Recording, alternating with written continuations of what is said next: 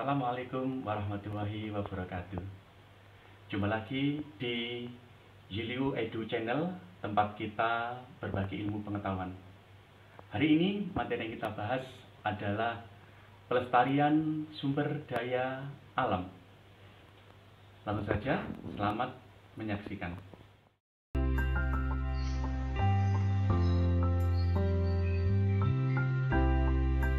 Hari ini materi yang kita bahas adalah materi pelestarian sumber daya alam atau SDA, materi pelajaran kelas 4, tema 4, subtema 1. Apa yang dimaksud dengan sumber daya alam? Sumber daya alam adalah segala sesuatu yang berasal dari alam yang dapat digunakan untuk memenuhi kebutuhan hidup manusia.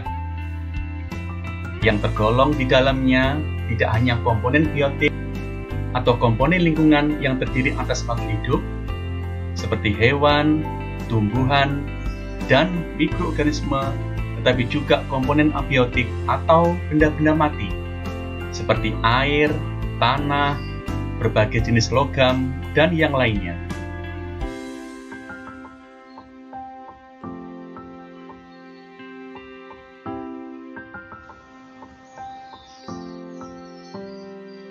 Pada umumnya, sumber daya alam dibedakan menjadi dua, yaitu 1. Sumber daya alam yang dapat diperbaharui. 2. Sumber daya alam yang tidak dapat diperbaharui. Sumber daya alam yang dapat diperbaharui adalah kekayaan alam yang dapat terus ada selama penggunaannya tidak dieksploitasi berlebihan. Contohnya, matahari, angin, air, tanah, tumbuhan, hewan, ombak, pasang surut air laut, biomasa atau sisa-sisa makhluk hidup yang telah mati, tapi jasadnya masih bisa dipakai oleh manusia seperti sisa serbuk kayu dan sisa kulit kayu, geotermal atau energi yang berasal dari panas bumi, dan nuklir.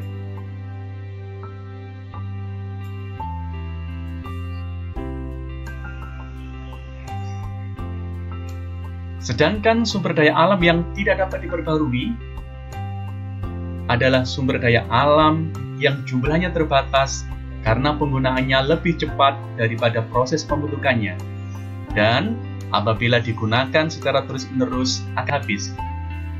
Contohnya, minyak bumi, emas, besi, tembaga, nikel, dan berbagai tambang yang lainnya.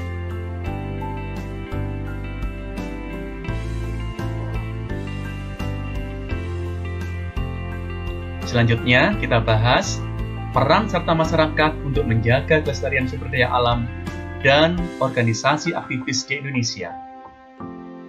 Menjaga kelestarian lingkungan dan sumber daya alam adalah tugas dan kewajiban seluruh lapisan masyarakat.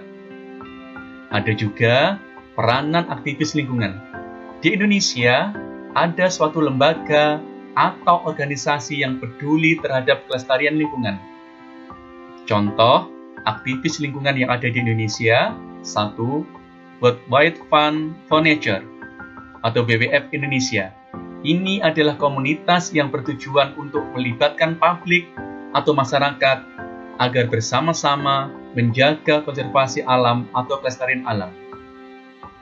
2. WALHI.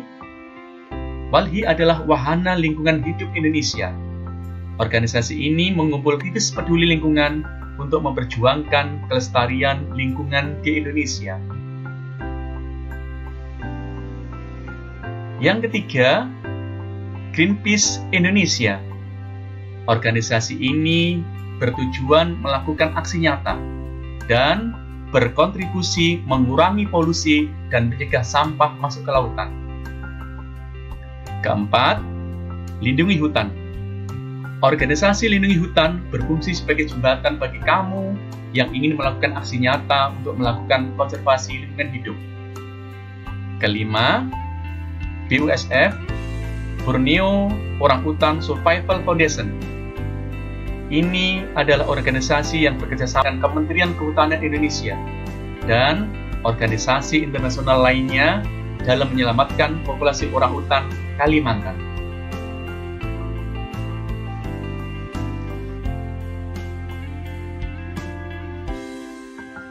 Apa yang bisa kita lakukan untuk melestarikan 4 sumber daya alam utama yang ada di sekitar lingkungan kita, yaitu sungai, tanah, tumbuhan, dan udara.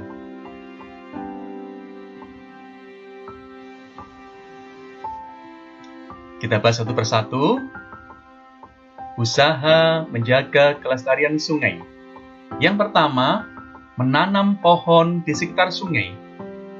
Penanaman pohon pada aliran daerah sungai sangat bermanfaat karena akar-akar pohon tersebut dapat menahan air yang meluap pada saat musim penghujan tiba, serta dapat menyimpan cadangan air sehingga pada saat musim kemarau tidak mengalami kekeringan. Kedua, tidak membuang sampah di sekitar daerah aliran sungai atau das. Jika sampah dibuang ke sungai, maka dapat mencemari air sungai serta akan mengganggu ekosistem sungai. Selain itu, sampah-sampah yang mengendap di sungai akan menyebabkan banjir. 3. Tidak menambang pasir di daerah aliran sungai. Jika hal ini masih dilakukan, maka akan terjadi pendangkalan sungai. Pendangkalan aliran sungai akan menyebabkan banjir dan tanah longsor. Keempat, tidak menangkap ikan di sungai dengan menggunakan bahan peledak, bukan harimau, dan alat yang membahayakan. Jika hal ini masih dilakukan, maka ikan yang masih kecil akan mati, sehingga ekosistem sungai terganggu dan rusak.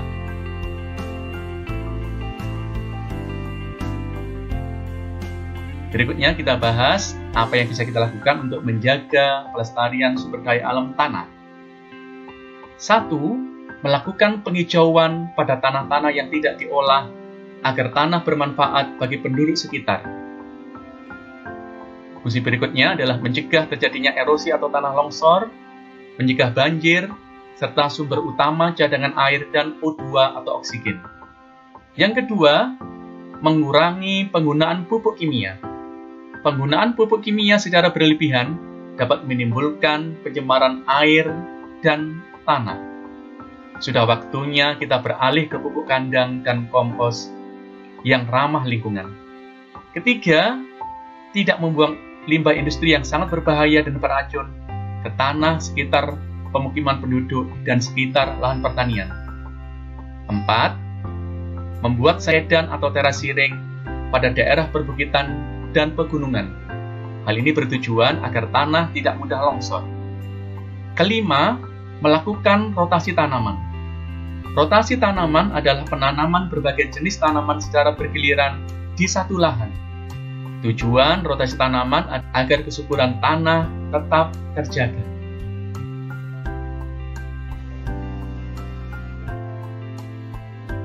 Berikutnya kita bahas usaha menjaga pelestarian sumber daya tumbuhan.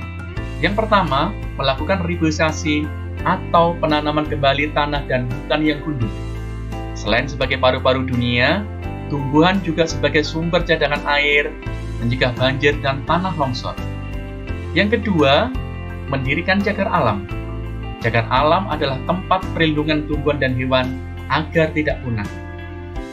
Ketiga, mendirikan kebun raya dan taman flora. Bertujuan melestarikan segala macam tumbuhan yang ada agar tidak punah.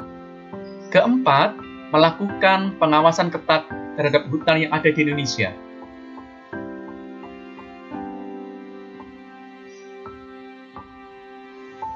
Berikutnya kita bahas usaha menjaga pelestarian alam, yaitu udara. Yang pertama, mengurangi penggunaan kendaraan bermotor untuk mencegah polusi udara. Jika jarak dekat, kita bisa berjalan kaki atau naik sepeda. Yang kedua, menanam pohon di berbagai tempat agar kualitas udara tetap bersih dan segar. Yang ketiga, mengurangi dan menghindari penggunaan gas-gas kimia yang dapat menyebabkan pencemaran udara. Keempat, membangun cerobong asap yang tinggi di daerah agar daerah sekitar terbebas dari polusi udara. Demikian materi kita hari ini tentang kegiatan pelestarian sumber daya alam. Sekian dan terima kasih. Kita jumpa lagi di materi selanjutnya. Wassalamualaikum warahmatullahi wabarakatuh.